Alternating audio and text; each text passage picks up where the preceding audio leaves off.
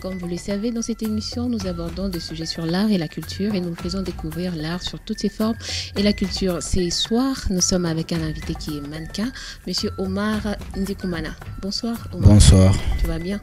Je vais bien. Merci d'avoir accepté notre invitation. Merci aussi. Est-ce que tu peux un peu nous parler de toi? Ouais. Qui est Omar? Omar, c'est un garçon qui a dans la famille de 5 enfants, 4 garçons, une seule fille. J'habite à Kanyoni, je suis mannequin, j'ai 24 ans. Ouais. C'est encore trop jeune. Et ça fait combien de temps que tu es mannequin? Ça fait 6 ans.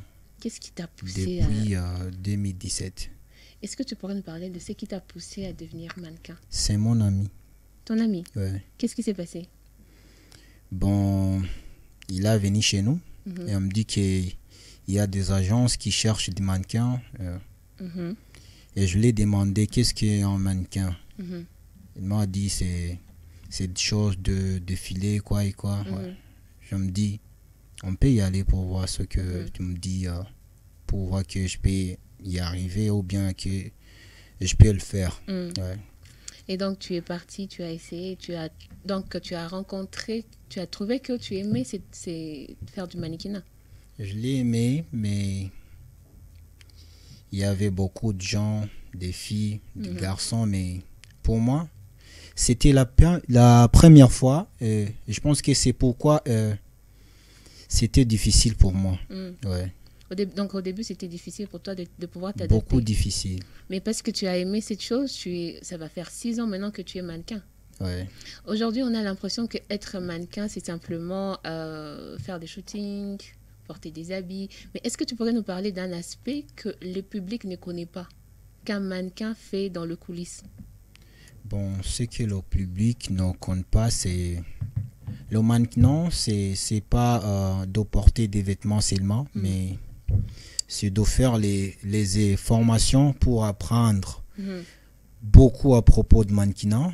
Par exemple, si tu sais pas le temps, le base de marche, t'es pas un mannequin. Parce que beaucoup des agences ne font pas des formations. Bon, c'est ça. C'est pourquoi beaucoup de mannequins n'arrivent pas aux objectifs qu'ils veulent. Ouais.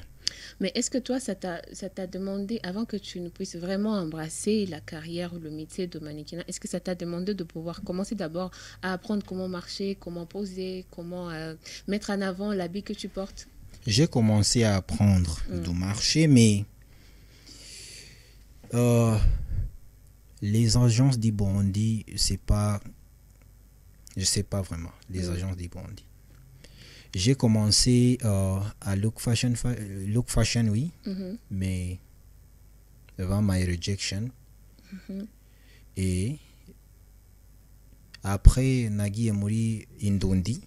Indondi aussi, on m'a donné en rejection. Mvuye muri Indondi, nachengenda mu Rwanda. Et en Rwanda, c'est là où j'ai fait mon formation de mannequinat et j'ai le certificat mannequinat. Ah, ok. Et c'était une formation de combien de mois, de jours, de semaines? Formation de 2 semaines. Ah, de 2 semaines. Oui. Après ça, on vous dessert, on a un certificat. Oui.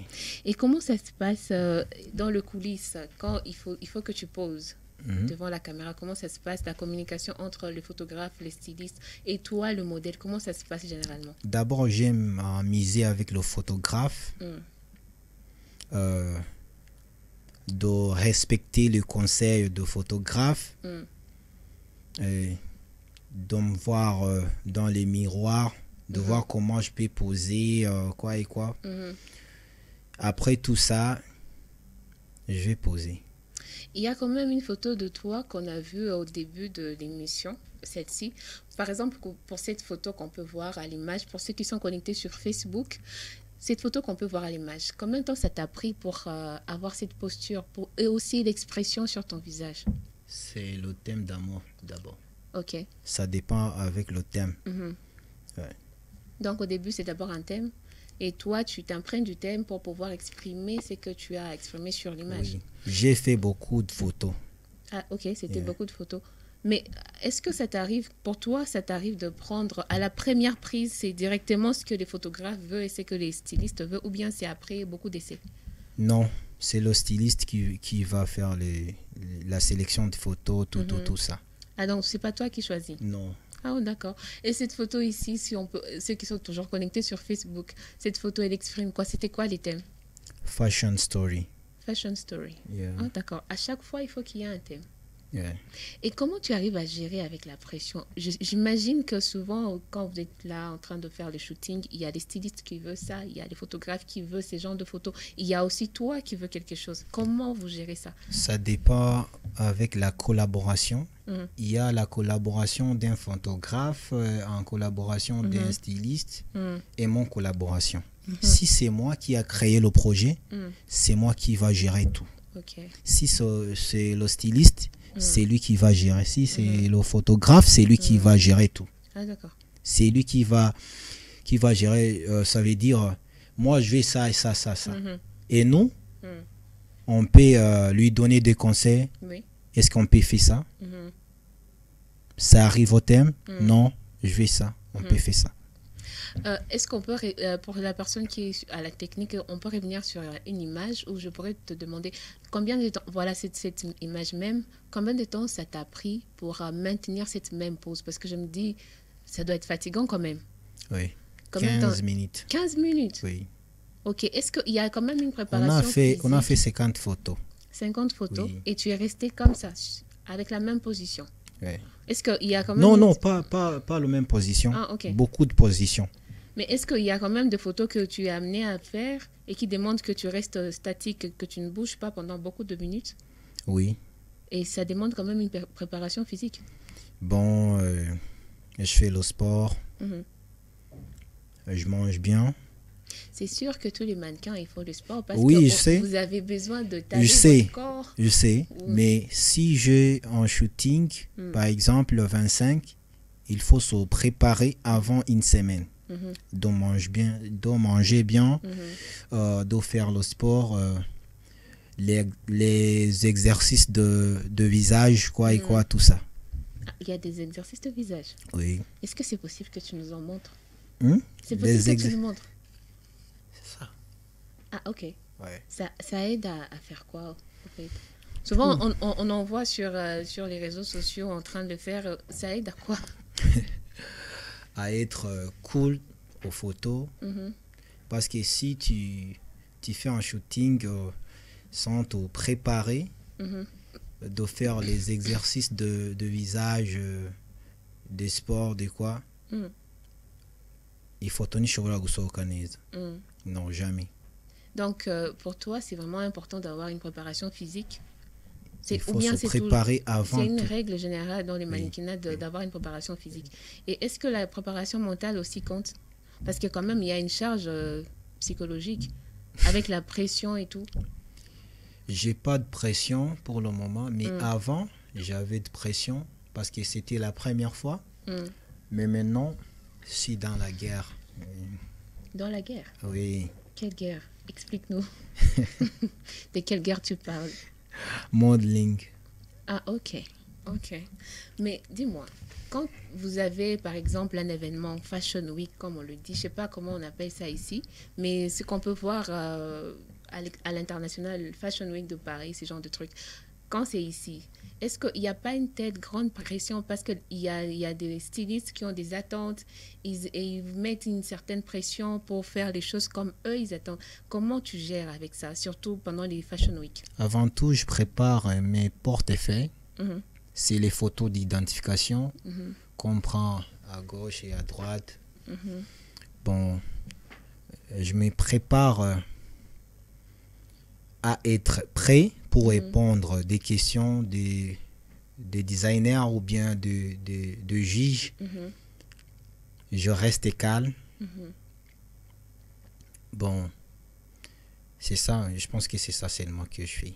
Tous les jours, si je suis dans l'événement ou bien dans la shooting. Ouais. Et selon toi, après 6 années d'expérience dans le mannequinat, tu penses, selon toi, quelles sont les compétences vraiment cruciales pour un mannequin, selon toi? Pour moi, il faut travailler dur Mhm. d'abord. Être sérieux Mhm. dans le travail. Mhm. To be the great professional, Mhm. you know. So to know how you can do your job. Yeah, Mhm. et that. Moi, je pense que ce sont des très bonnes compétences, mais qui s'appliquent en général. Mais pour un mannequin, pour quelqu'un qui veut être un très bon mannequin, un mannequin professionnel, quel est le truc, comme je dirais, un ingrédient spécial qu'il doit avoir pour être un bon mannequin, selon toi? Il faut aller d'abord dans l'école de modeling, Ok. pour apprendre beaucoup plus. Mhm. Après tout ça, si il termine la formation, il peut aller dans l'agence pour se présenter avec le certificat qu'il a eu, Mhm. pour voir que c'est le professionnel ou pas. Parce qu'il y a des pourcentages qu'on ajoute dans le certificat Ah, pour ok. voir que son mannequin Mhm. est là, Mhm. bien est là. Mhm. Mais toi, tu as eu l'opportunité de faire cette formation à Kigali. Ouais. Et aujourd'hui, tu sens encore le besoin de continuer la formation ou bien tu as atteint un niveau où tu te dis, avec l'expérience, je pense que ça va aller. Bon, j'ai un projet de préparer en formation de mannequinat, Mhm. deuxième édition, parce Ok. que la première édition, c'est mon ami qui a préparé ça. Mhm. Mais moi aussi, je vais préparer. Après ça, je vais faire aussi un projet de fashion show Ok. pour développer les talents des jeunes Mhm. du Burundi. Ok. Ouais. Mais est-ce que tu as déjà des gens que tu formes actuellement? J'ai 3 personnes que j'ai formées. Ça va faire Une combien de temps? fille qui habite à Bouiza, mais maintenant, il est en Amérique. Et elle est en Amérique. Elle est en Amérique, c'est le mannequin. Elle est dans l'agence Elite, Mhm. Elite Modo. Mhm. Yeah. Ok. Est-ce que c'est toi, la plupart du temps, quand tu vas faire un shooting, est-ce que c'est toi qui choisis tes collaborations ou bien ces collaborations s'imposent à toi? Avant, c'était moi, mais maintenant, c'est pas moi parce que maintenant, je fais pas mes shootings, mais je fais les shootings des collaborations seulement. Ah, ok. Est-ce que tu as un manager? Oui, ma mère, Ah, ok. Ta mère, elle est styliste? non, Elle est- commerçante. Ah, commerçante, mais c'est Yeah. elle ton manager. Yeah. Tu as voulu garder encore le lien avec la maman pour t'aider. Oui. Et comment ça se passe, le travail avec la mère? La mère, la première fois, il aimait me dire ne fais pas ça, ne fais pas ça, je n'aime pas ça, moi, et quoi. Bon, narabigize uko nyene kandi atabishaka, mais pour le moment, il aime. Mhm. Et est-ce que tu penses que cette collaboration, ce travail avec votre maman aujourd'hui, c'est quelque chose qui a apporté un plus dans tes compétences ou bien dans ton environnement de travail? Non. Un peu, mais un peu. Ah, d'accord. Ouais. Mais surtout que ça a aussi aidé dans le côté de tissage de liens familial. Ça a encore renforcé les liens de travail avec sa mère, j'imagine. Un peu. Ah, tu es compliqué quand même, hein. Je pense que ça crée de liens. Non, parce que tu sais quoi, Mm. si je fais un job, par exemple, le job photogénique, Mhm. 1 heure, c'est 200 000. Par exemple, Mhm. il y a un pourcentage dans ma mère et mon pourcentage. Mhm. Moi, je prends 60%, ma mère prend 40%. Mhm. Yeah. Et c'est pourquoi je dis à propos de ma famille, moi, je n'ajoute rien parce que je suis responsable de moi-même, Mhm. de ma carrière, quoi. Même si je suis un manager. Et en parlant de rentabilité de quelque chose, est-ce que le mannequinat, c'est un métier qui paye, Oui, qui est qui paye. rentable? Qui paye. Ça paye très bien. Ouais. Même au Burundi. Pas au Burundi. Mhm. Ouais. Malheureusement, ça ne paye pas au Burundi. Pas au Burundi parce que les Burundais aiment des choses gratuites. Je pense que c'est pas un problème de Burundi. Tout humain aime les choses gratuites. Bon, par exemple, si tu vois les provocations publicitaires des télécommunications du Burundi, par exemple Econet, Limitel. Il n'y a pas de gens burundais. Yeah. Ok. Donc la plupart, ce sont des personnes étrangères. Bagura amafoto kuri Google bakayashyira mu publicité yabo nibarondera abarundi iwabo. Est-ce que tu pourrais nous partager une expérience qui t'a aidé à mettre en avant tes connaissances que tu as apprises tout au long de ces 6 années d'expérience? Bon, c'est en 2000 combien 2023 au Rwanda. J'étais dans la compétition photogénique.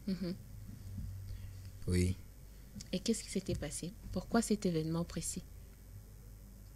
Je me suis rejeté dans le top 5. Oui. Ah, d'accord. Oui. Félicitations. Merci.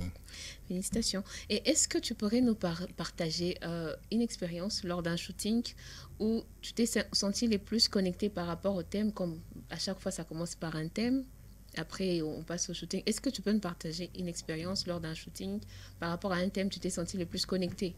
C'est le thème qui commence. Et est-ce qu'il y a une expérience lors d'un shooting où il y avait un thème accompagné aussi avec les photos, les prises de pause, où tu t'es senti le plus connecté? Avant tout, c'est le thème qui commence. Après le thème, il faut chercher le photographe qui va capturer les photos de ce thème. Qui sait comment capturer les photos de ce thème. Oui. Après ça, il faut savoir ce que ce thème veut. Si c'est le thème esclavagisme, il faut chercher les vêtements esclavagisme. Ouais. Et le photographe, il faut savoir que ce photographe sait comment capturer les photos esclavagisme. Ça dépend avec la couleur du photo, quoi. Et après ça, il faut chercher le mannequin que tu vois que ce mannequin peut réaliser mon projet de ce thème. Ouais. Ok. Est-ce que tu as déjà eu tes propres projets à toi? Moi? Non. Pas encore. Pas encore. D'accord. Et pour aller vers la fin, quel conseil donnerais-tu à quelqu'un qui voudrait être mannequin comme toi? À part l'effet que c'est vrai, c'est un métier qui attire parce que les gens pensent que voilà, je vais bien m'habiller, je vais voyager, je vais être pris en photo tout le temps. Mais à part ça, quel conseil tu donnerais à quelqu'un qui veut être comme toi aujourd'hui? Avant tout, il faut travailler dur. Il faut chercher des choses à l'internet. Il faut postuler. Parce qu'il y a beaucoup d'opportunités dans l'internet. Postuler dans les agences ou bien dans les événements. Par exemple, Swahili Fashion Week. Pas les événements du Burundi, Buja Fashion Week. Non. Il faut aller out of our country. Like Tanzania, Rwanda, Kenya, Uganda. Yeah. Donc, there, nahantu nyine hari development of modeling. Yeah. par rapport à ici. Yeah. En tout cas, merci beaucoup, Omar. Merci. Merci d'avoir accepté notre invitation. Merci. Merci de nous avoir partagé ton expérience et aussi ta passion, parce que je me dis aussi que les mannequinats, c'est ta passion. Ouais. Merci à vous, chers auditeurs, de nous avoir suivis. À la présentation, c'était Déborah Kanigi. Donc, nous donnons rendez-vous la semaine prochaine, même heure.